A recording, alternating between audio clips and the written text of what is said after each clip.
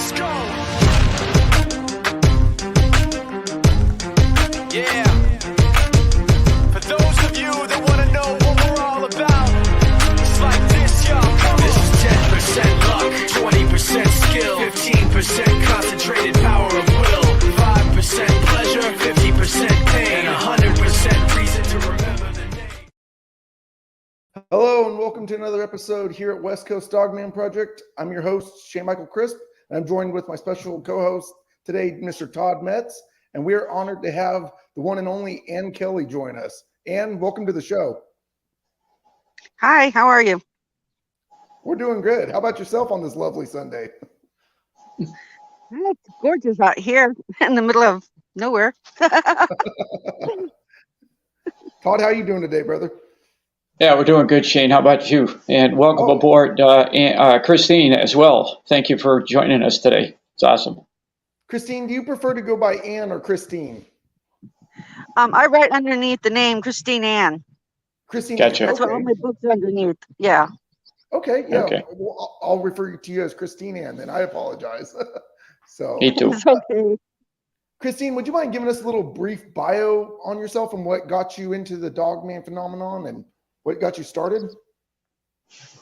I wrote my first book because of the 4 experiences I had at that point. I was terrified to move back to the rural area we moved back to in 2020. So I sat down and wrote about each of my experiences and entitled the book Nightmare in the Woods. And you can still find that one on Amazon. And I quickly followed by 10 other books,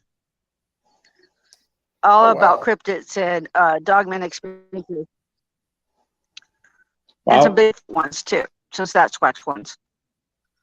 Yeah, I've had the pleasure now of seeing both cryptids. Wow. So, yeah. So it's a bit intimidating sometimes to even think about them. I won't even come out here after dark, because now I'm in an even more rural area at the base of the rim. Mm-hmm. And in Arizona, just outside of the basin. So I still at night get a little intimidated to come out here by myself.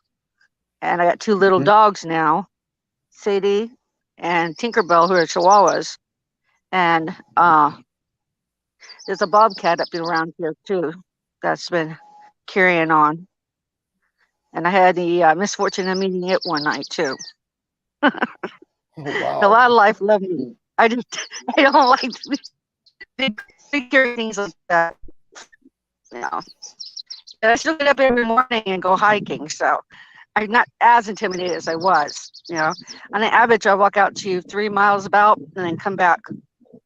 Oh, wow. So very active. I keep trying to make it all the way down to the lake and back. And as So I told you, Christine- I'm just recovering from. I'm sorry. I'm just recovering from a real bad allergy attack, so I might sound a little froggy from time to time. That's okay. We'll have to bear with Christine because she's has some intermittent signal for her cell phone. So we'll bear with you on that. So if you could kind of take us back and give us some information on your first encounter, place, where it was, how old you were, what the experience was like. That'd be great. And we'll let you get to it. I was in Virginia, was about 13, 14. I spent the summer with my grandparents and my brother. In a different city on the side of the mountain sides. And the first thing I've been with my brother many times, and I think I wrote about it a little different. But I've been asked not to go find anything. Me and my younger brother, a different. We're gonna talk when my other brother went to work, have some fun. We were out there swinging on the vine, and when I was and I went tumbling the mountain, and rocks stopped me. way, the vine in a way. And then I was coming around it a little bit better. This dog like David, like a dog. Hey, Christine, Christine, can I interrupt you there? We're getting really intermittent signal from you. I don't know if you can maybe move a little bit change your location a little bit, maybe get a better signal. I don't know. Just suggestions to try to help here. Stop it. Yeah. The best place is probably the patio, but I don't know if other dogs are out there right now. Well, you're pretty. Let me get mine. It's just really crappy internet here. Whoa, whoa, whoa. Nope, nope, nope, nope. Come back this way. There we go. I got him. Sorry about that. Ouch. Ow. Come on, come on. That's a good boy, girl. Sorry. I gotta get my stuff. I'm gonna try. Christine, so you're getting better signal. Let's go. Let's go, girl. We got a few people watching. Yeah. I'm just gonna go through the comments real quick. Can you still see me? Yeah, we can still see. Yeah, you. we can. We just lost Oh, her. So we lost you. Well, hopefully she'll jump back on, but we'll just go through the comments. Seeker says our intro music sucks. Well, Seeker, I apologize for that. Eventually we'll change that up. Can't please everyone, so I like it, so that's what we use. Maybe you can give me some better suggestions and I'll think about switching it up in the near future. Lanita, good to see you. Thank you for jumping on. She said she is clear when she isn't telling her story. Well, she is in a basin, Lanita. She's got really bad signals. She was telling us beforehand. So this happened last night on another show. Yep, I agree with Lanita. I think I was watching that one. I know Abe C has just recently had some interference on his YouTube live he was doing. So, and our California state representative for the North American Dogman Project, Jeff Hartwell's on. Good to see you, brother. Thanks for jumping on. Yeah, so that's who we got so far. But until Christine jumps back on, Todd, I mean, how's your weekend been?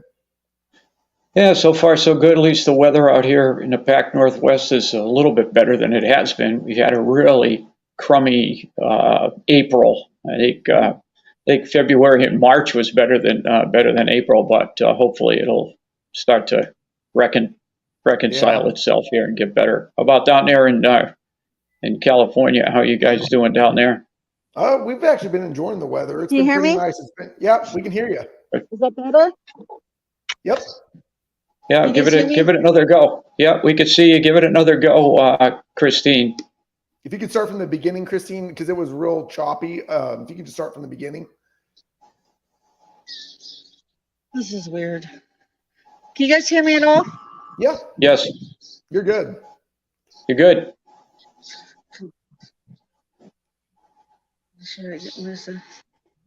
Can you hear us there? There you go. Is that better? It's better. Yep. Yes. Go ahead. Come on. Work with me here. Yeah. We're still having fun with this thing. That should do it. Okay, go ahead. We're sounding good. Okay, sorry about that.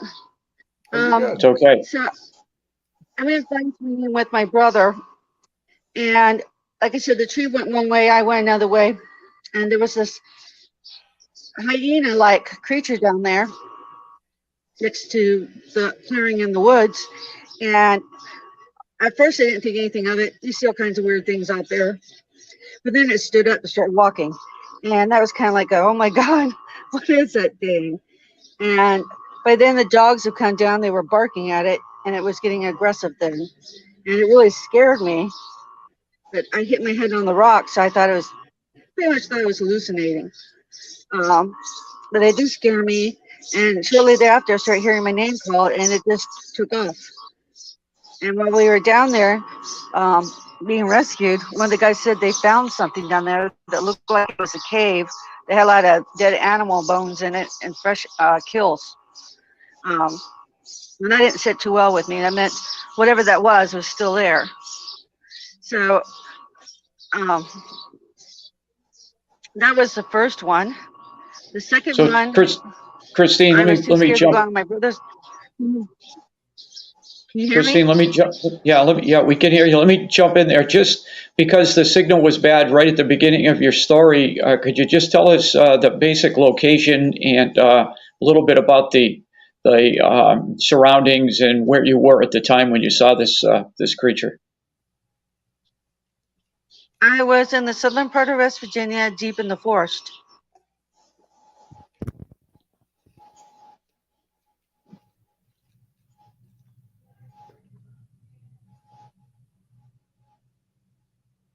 Yeah, we lost her again. Yep. Yeah, I'm seeing that it's buffering right now. Yeah. Oh, that's unfortunate. Yeah. Because she's got quite a few books, and I've got 2 of them on order on my Amazon cart. And I wanted to check out her encounters. She seems like she's seen it all: Bigfoot, dogman. I didn't think she said she even saw a Mothman out there in West Virginia. Oh, Isn't yeah. it Pleasant Point? Yeah, Point Pleasant. Point Pleasant. There we go. Yeah, I didn't hear her talk about that one. Oh, we got you back there. Okay. Okay, I wasn't sure. I switched to something another way to talk to you. So where were Okay, go we? ahead. Yeah, you were talking about your first encounter. Yeah, I was.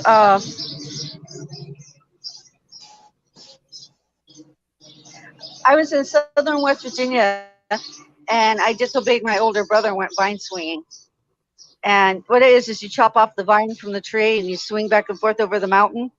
And the vine broke, and I went tumbling down the side of the mountain. I hit a rock, but the tree itself was really thin, and it went the other way. And I guess it couldn't support my weight, even though I was just a tiny thing then. And when I started coming to, there was this hyena-like creature there. But you see a lot of weird things there, and you don't think much about it, you know. In this case, it just suddenly stood up and started walking on 2 legs.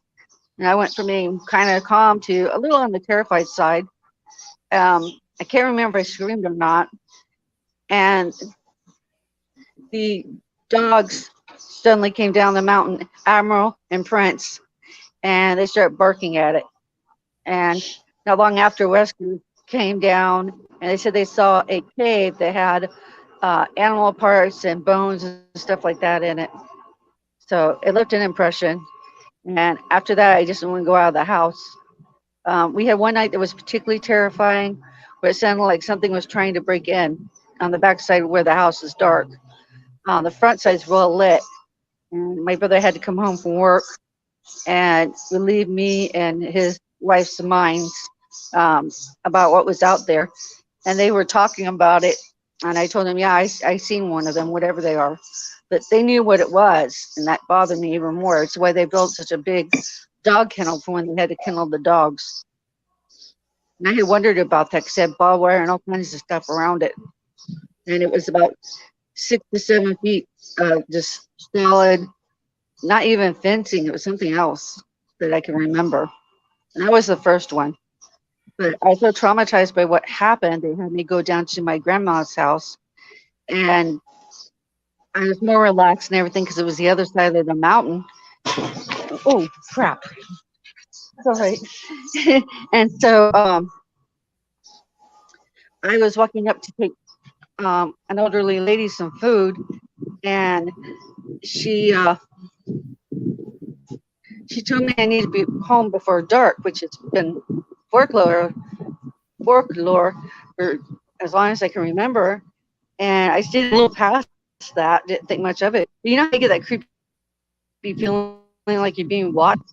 Well, I had that creepy feeling, and I had it from leaving her house until about the post office, which was about a quarter of a mile. And suddenly a turkey just came out of the woods and flew over my head. And so I hit the dirt real fast because I didn't even know turkeys could fly. Because all we had throughout the years was domestic turkeys. And domestic turkeys, of course, don't fly like that very far anyways. This one did clear my head. And then this creature, another one just like the first one, a hyena-like creature, stepped out from behind it, the tree. And it And it was even bigger than the other one, because the first one couldn't have been more than 5.5 to 6 feet, and this one was 6 feet to 6.5 feet, maybe even 7 feet. It was much broader across the chest, more shaggy fur like, but it had the same hyena look. And I didn't see one again until I moved to central Arizona. I was coming home late from EMS class, and it was probably about 11 o'clock at night. And I stopped the truck suddenly because there was a bunch of deer running across the road, like they were running for their lives. And there's one of the bucks, for whatever reason, had his head turned the wrong way, and it hit my truck, left a big, huge dent. And next thing I know, this black furry thing, and there was no moonlight, so I couldn't see what it was, but I could see its eyes were reddish, and that absolutely terrified me. And it just grabbed a hold of it, took a bite. I got blood all over my face. There was blood on my car. I just took off with the deer. And when I realized it was going towards the bridge, which is the way I go towards home, I went the other way. I put the car, I literally put my truck in reverse and went up a dangerous hill. I don't know what I was thinking, but I drove around for a while and indulged in my habit, for lack of a better word.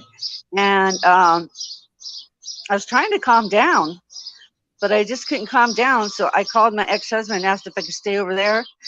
And he said, sure. And I pulled up into his parking lot, got as close to the house as I could.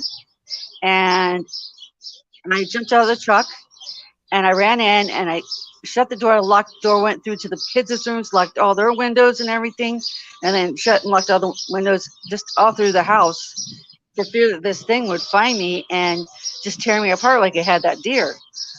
You would have had to seen it. It was it had to have been black because I couldn't see it very clearly, but I could see the eyes, and those red eyes, it was hard to sleep that night. And about a week later, maybe two, one of the women I lived with, they were both elderly. She said she didn't need to call the sheriff's department right away. She didn't say why. But when the sheriff showed up, she told him that there was a werewolf outside. Just point blank, there's a werewolf outside. Of course, he didn't believe her. And at the time, I was not sure. I hadn't really seen what I saw the night before, or the couple of weeks before. I wasn't sure what it was because it was dark. I didn't know if it's a bear or what it was. But she called it a werewolf.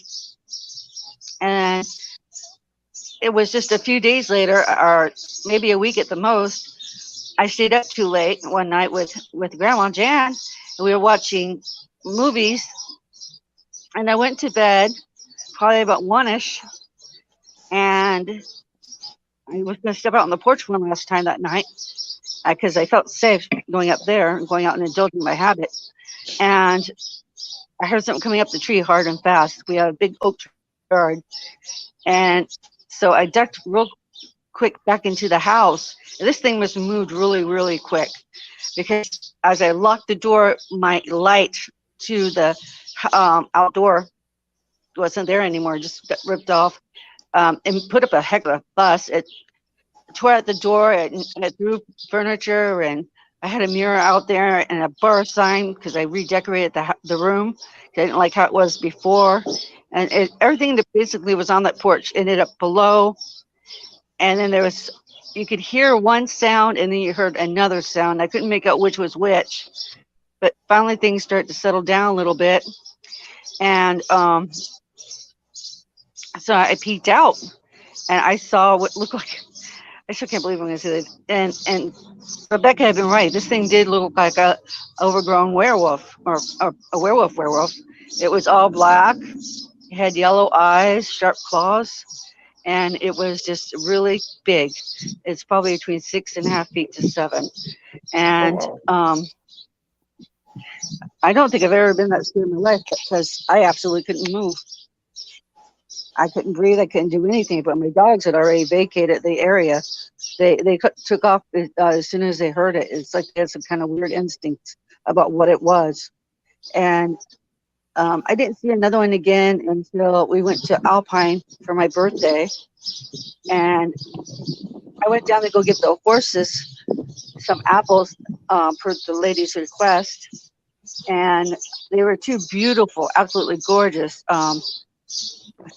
Clydesdales. And all of a sudden, one of the big Malamutes knocked me to the ground. And you can tell the horses were upset too. They start facing two different directions. And they were just carrying on. I did see some prints that were unusual. They looked like human prints, but with really sharp toes. And I wasn't sure what they were, you know. I just thought they were weird looking.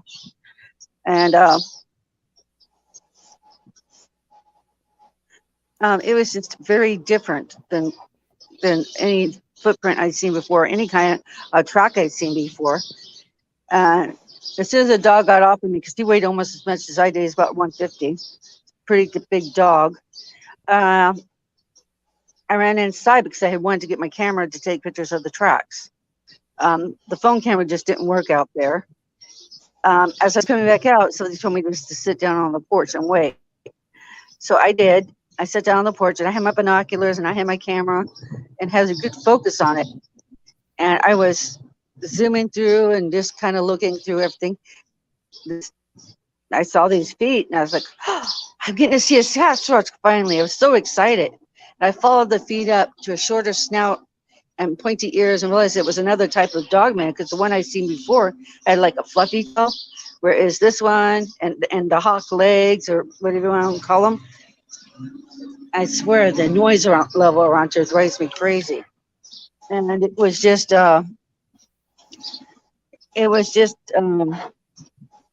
unimaginable to even see. And those are all the ones in central Arizona.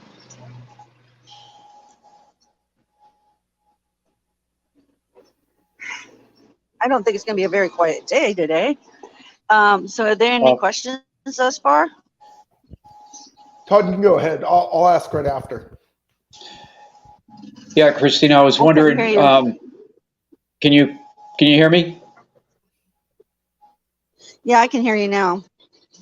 Okay, so I had, let me ask you about this last encounter. Did you, I can't remember if you said you were inside or outside. Maybe you didn't state that, and how far away were you from this thing when you saw it?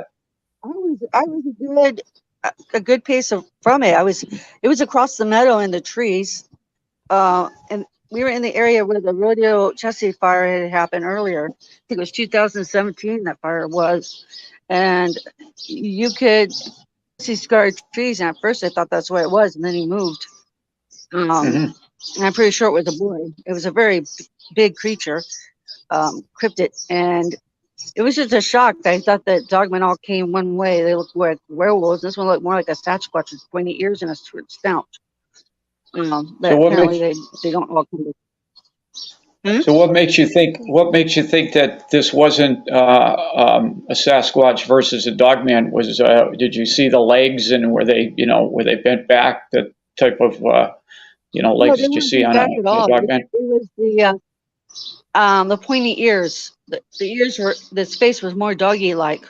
It had a dog face. It was that dog face that told me what it was. It had the sharp talon, like you would expect them to have, and I suspect it's what made those tracks too. The feet were about the right size for it. So, were you able to get any? Were you able to get any? Because it got behind it. As soon as I raised the camera up, it went back into the trees, and it went. It didn't want its picture taken. So I'm still working on that. Yeah. What about the tracks? Were you able to get any photos or any scale of the tracks, or can you describe the tracks? Is it 4 toes? Were they clawed? Was it 5 toes? Were they clawed? Not clawed? What do you remember about the tracks? I only noticed 4 claws, but when the dog lay down on me, he destroyed for some reason there was only the one track. And I find that true whenever I see their track. There's usually just the one. The only exception was the tracks I found. They led from the forest all the way down to my parents' cellar. Oh, And wow. you could tell what they were, 'cause they were about 23 inches long and about 8 inches across. And I took pictures. They're in my books, two of them.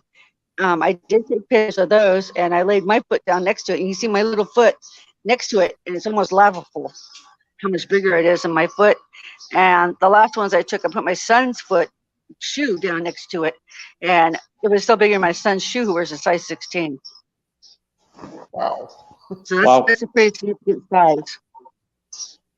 Yeah, definitely. I've not seen him, but one time I heard some weird noises, and so I looked out the window, and I seen him early one morning. Oh no, I take that back. I saw him on the mountainside, not him, but her, because he was with a littler one, because they popped up near me on the road and about scared me half to death. And I came hauling Heine back home to mom and dad's, because it really scared me, because I never seen one before, and did not realize how unique they actually are and how they look. Because the older one was more white and brown, whereas the younger one was more of a mixture of red and brown. And I don't know why the one was more white than brown, or if it's just something for that time of year and she sheds it like a particular kind of horse, which I can't remember the name of right now. But sometimes they're gray, and then after winter they shed and they turn like a deep red. I think they call it Rome or something like that. A Rome horse. I was wondering if she was something like that, because it was still winter, so it would make for good camouflage up and through that area for her to have that color. Whereas the younger one, that one would have blended in with the trees as well. And it was pretty shaggy, except for on its hands and around its face, and it had the like a head like this with little bulgy spots. And I noticed it was a little cone in the head, and that was it. The other one I was looking down on it, and it still had the same cone head, but that one was more black and brown. I didn't notice any red in it, but it was at nighttime. And I had heard it. It was like they were talking to each other.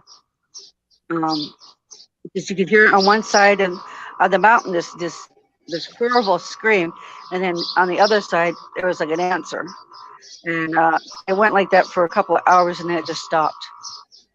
So it was a little unnerving, because my nephew was over in the house by himself, and me, my dad, my mom were in the other house, and I stayed up too late watching scary movies. And so at first I thought I was hearing things, until my dad got up too and asked me if I heard it. So yeah, and then I was pretty sure about what I was hearing too. I found some audio on YouTube, and it kind of confirmed what I thought. And I found the tracks almost instantly when I got there. I thought my dad wouldn't be running around barefoot in the middle of winter, But it only lasted from winter until about mid-spring, and then I never saw the tracks again. And I have an actual dates written down when I saw them. So that really, I'm trying to consolidate those for research.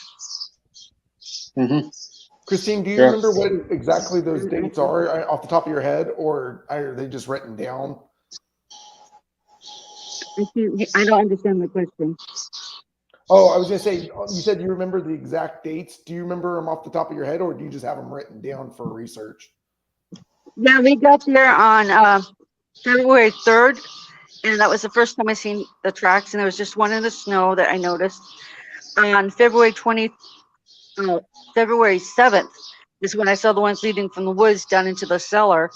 And a lot of times throughout the month of February in particular, I see them from the cellar leading out across the creek. And then they just disappear, because I think as big as he should have been able to make that creek in probably a single bounce. I took lots of pictures of it throughout that time. I didn't get the first one because it rained shortly after that snow, and it melted the ice fairly quickly. But it was during those times in spring, it was harder to tell because I wasn't sure if it was the Sasquatch in question. But that's when they were being noisy. That's when you would hear them scream at night. And sometimes you occasionally hear an owl, and it'd be broad daylight. You don't usually hear owls in the middle of the day. They're pretty much a night creature. Yeah, we Right. did that part of southern West Virginia. I mean, yeah, southern West Virginia is kind of like a rainforest too. It gets a lot of wet weather and stuff like that. And so the game comes down from the higher points of the mountains for looking for food. But what was happening quite frequently is my mother has a bird feeder, and something every day was coming and emptying it. Then she had a whole 100-pound bag just disappear, tub she kept it in, and whatever opened the tub to get to it. So it knew it was there. And Wow. a 50-pound dog of 55-pound of dog food. And then something spread charcoal near the street from one end to another. It's like, don't go past this point. And so we didn't. We respected that boundary. We just didn't like it would be there. And we did have a little bit of bear trouble during that time too. A yearling bear was going through the neighborhood causing some problems. But the bear wasn't big enough to cause the type of problems that we were seeing, or it never came on my mom and dad's porch. And it would never, because of the way the screen was, it would never actually go through it. But it did try to go into that cove-like area of the basement, and something actually scared it out of there. And we don't know what it was, because we just heard a little scuffle down there from inside the house, and then it was gone. I didn't put that in the book because I don't want them to know exact locations about where these creatures are, but I did hear on the from other people that they've been doing more research about the Sasquatches and the dogmen in the area, because they've been hunting them in the Daniel Boone National Forest, trying to get them out, because they've been particularly vicious in that area, both species. So I don't know what's going on there. You hear tales of different things. When I was there in 2021, there was a lot of stories about missing people turning up with just bones. They were just reduced to just bones. And the FBI had the case first, and then people just came and took the bones away. And it was just, I think it was maddening for the family, because they don't really know what happens. They don't get that closure. But something really tore those people apart, down to bone. And there was a couple of minor, not so minor, but a couple of known and seen bear attacks from a rather large bear down in Charleston. Those other things were in like Mercer County and on the other side of Virginia and even Tennessee. They're all located near caves, and that was all I heard about it. So I don't know. Yeah, so I think it's kind of interesting that you're talking about both dogman and Sasquatch interacting in some way in the same area. So that's we were talking about that on another show. Shane and I were doing an interview, and we had talked a little bit about, interactions between dogmen and Sasquatch, and what, folks think they do. Do they get along? Do they not get along? Do they fight? Do they, do they share food source? Probably not. So it's kind of an interesting thing that you talk about, that they are in the same area. These ones do for the most part, but if like a new species of dogman, or one coming in to establish new territory comes in, both sets will run them out. It's been a local legend for a long time, but I believe it, because when the black one came in, they were all trying to get it out. It didn't feel the same. The one, I don't know if you would call them a pack or a family or clan. They were more easygoing. They just stayed up near they just didn't want you going near the cemetery. That was their area, and as long as you respected their area, they left you alone. And even then, they just ran you out. This thing literally tried to go after people. And so Wow. both sides just decided, no, you got to go. And so they were trying to get it out. And I know it hitting the rock a few times by the Bigfoot and the dog. I'm sorry, the Sasquatch, but the dogmen. I don't know how they were dealing with it. I think that's what that warning was, is to say don't go near that part of the forest. It's the way you would have had to see the way those bouquets were laid out. They were very distinct in a line, and then there was past that tree is the thickets, and it's very thick in the forest there. And if they had little ones, it would probably become very aggressive. Or maybe that's just it's trying to establish that it's territory, but that's just speculation. I don't know for sure what was going on between that one, what was different about that one altogether from the other two species. But they did seem to get along fairly well. A woman reported here in Arizona to me from one of my books. I think it was Dogman and Sasquatch Tales for that one. I don't remember what the name of the book is. Oh, Cryptid Tales. Encrypted Tales. She was driving home after her sister had passed away from COVID. And she told me about it because I helped take care of her sister. And she knew I had wrote the first book. When she was driving home, she saw what she was pretty sure was a dogman on the road. And the next thing she knows, a Bigfoot, and she lives up here in Rim Country near Hubert Overgaard, and it got beheaded. Really, the Bigfoot just ripped its head right off, and then took it away. So I guess it depends on what kind of relationship they grew up with. I don't really know what to make of that.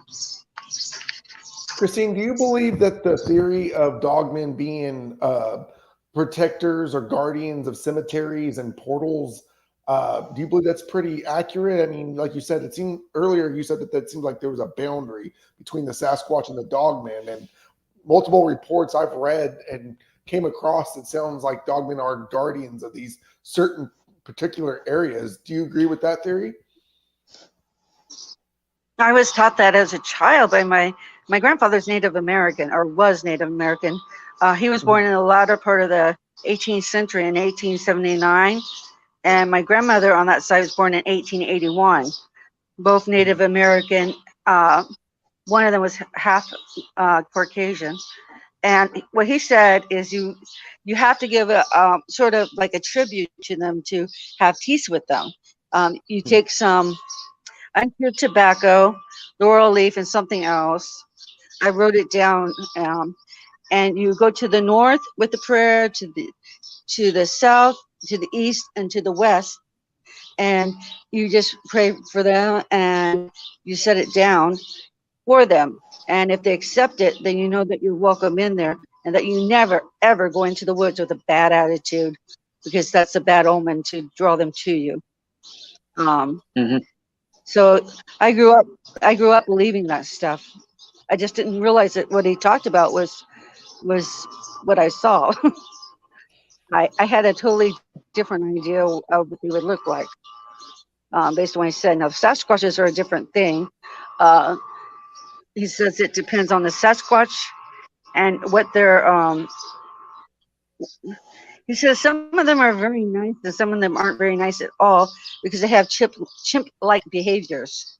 They're very warring-like. They're very territorial, and a lot of chimpanzees, if you're not in their troop, then they will attack you, and you're basically food. And we see it a lot with gorillas and chimpanzees right now, because they're trying to, that's where they're getting a lot of their food from, is to eliminate different groups of gorillas. A group of young ones will attack the grayback, and while they're doing that and sacrificing their lives, the others will be stealing the babies and eating them, or bringing them back so they can be eaten. So I guess it would depend. If you believe in the theory that they come from, have 8 variants, it would make sense. They would behave differently per what kind of 8 variants they have inside of them. Sure. Well, it sounds to me, Christine, that you're definitely coming from the the camp of these are flesh and blood creatures. They're not interdimensional. They're not paranormal. So you're seeing what you've seen is definitely leading you to believe that these are flesh and blood creatures. Is that true? Um, yeah, in 2021, 2012, the National Society in England of Science, they took 5 hairs, got 30 strands of RNA, which is in your DNA, and they tested it, and it turned out to be most subspecies of Giganteus brachius, I think is how it's pronounced. One species of a extinct polar bear, which is the mother of all brown bears and grizzlies and whatnot, and of course the Kodiak bears and polar bears, and different ape variants. And in this case, the top one wasn't chimpanzee; it was actually orangutan. So that to me that's science working towards you. So yeah, I have a very scientific mind about this, and I would like to see other people use science to prove they exist instead of saying, no, it's just, tricks in your imagination, your mind's filling in things. I'm sorry, but you can lay an orange tennis ball down with oranges, and I'm going to pick it out every time.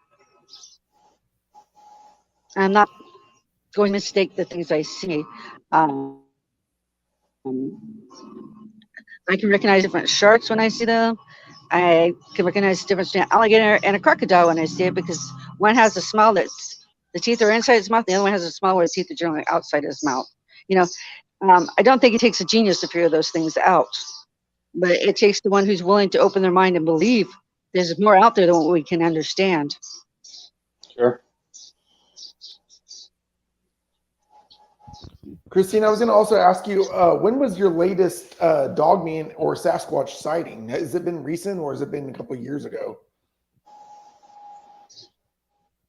I'm still doing research and talking to people, just not as much as I used to, because I have been dislocated now and trying to adjust. I spent 2 months in a domestic abuse shelter.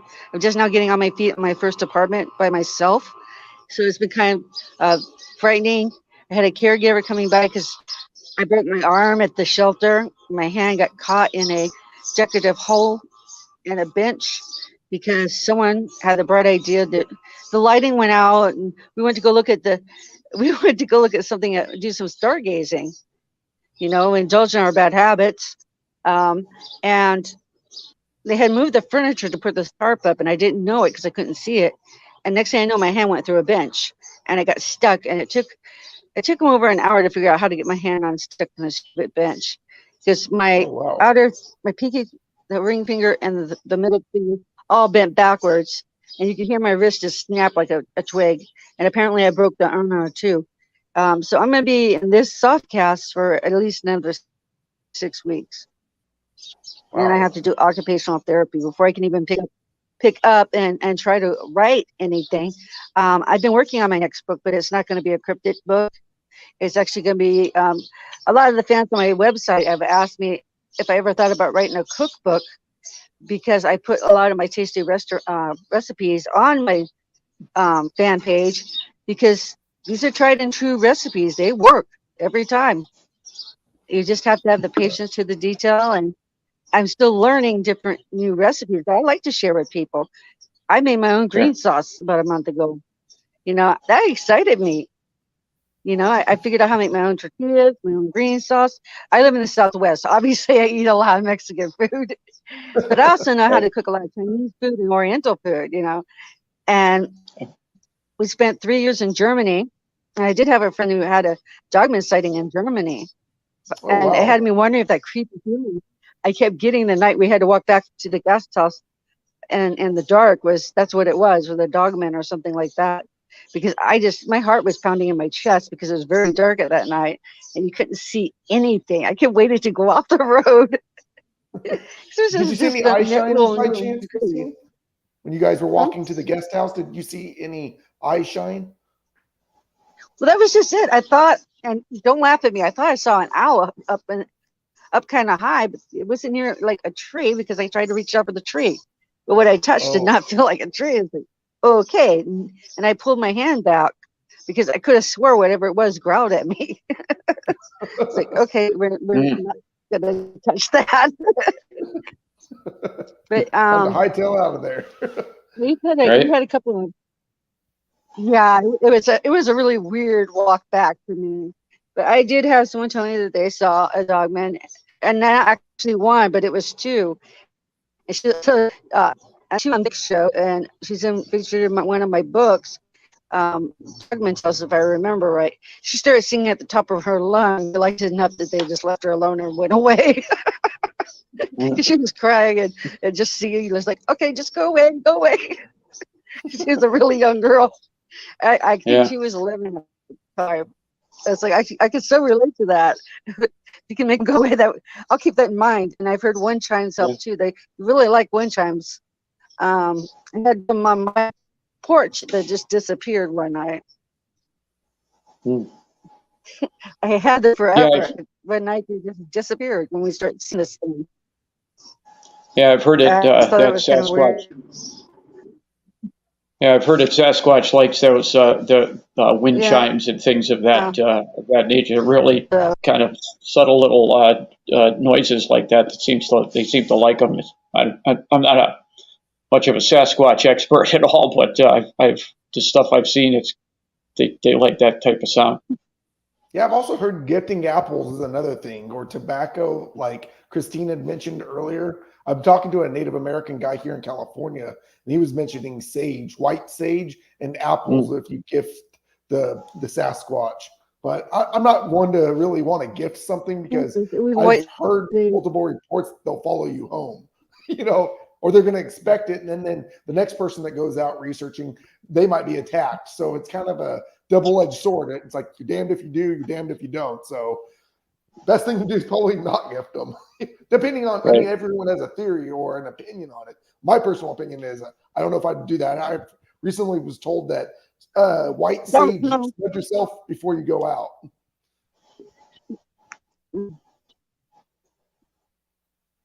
Yeah, it's more of a relationship, and you only have to do it once, is what my grandfather told me when I was young. It's not a nation; they have to figure their own way. White in general means that you're not going to attack them. I had one person who wrote me, I'm not going to give any names. The situation was looking pretty dire that he was starting to draw his weapon, and then he got a good look at it and changed his mind and holstered it, so it didn't attack him. It just pushed him back towards his car.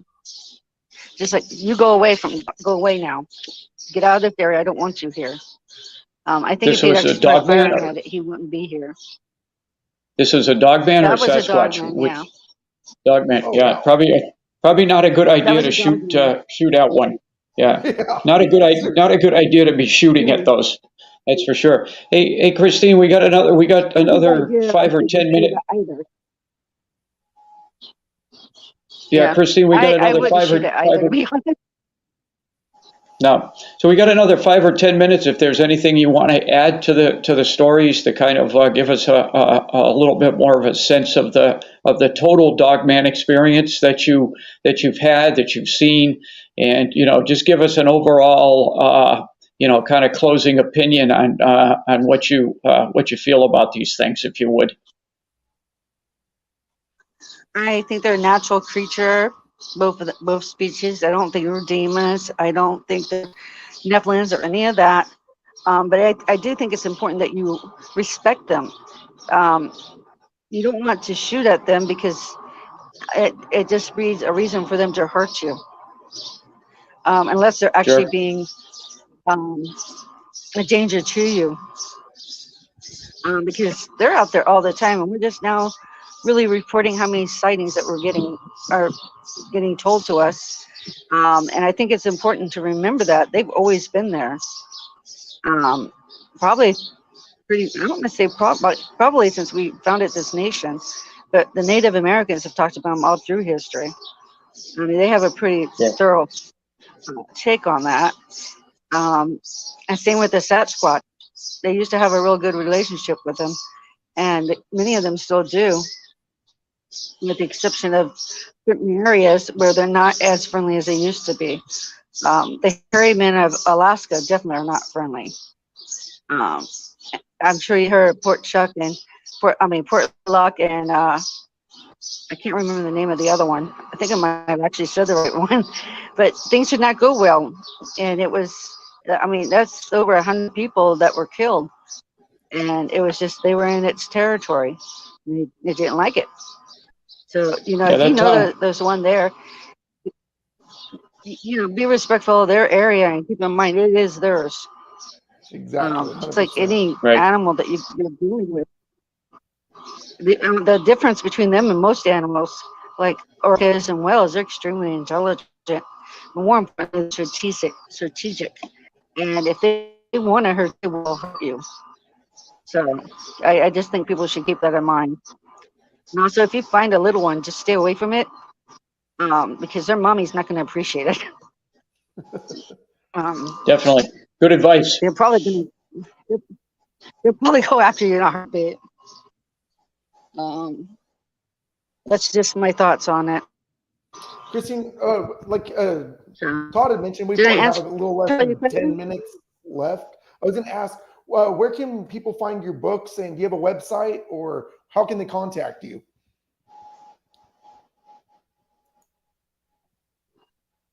On Facebook, Christine on Books on Facebook, and there is, I believe my address is still on my books. There's an email address that you can write me at, and I am Mel. The books are still found on Amazon, and you can find them in other places. We've made it onto thrifty books or thrift books and Goodreads, and you can get some fairly good prices on both. Some you can get as low as 99 cents now. Oh, wow. So I just like the idea of people reading it, and I donated some to literacy programs to see if they can find all those mistakes I have in the books, because I have a really crappy editor.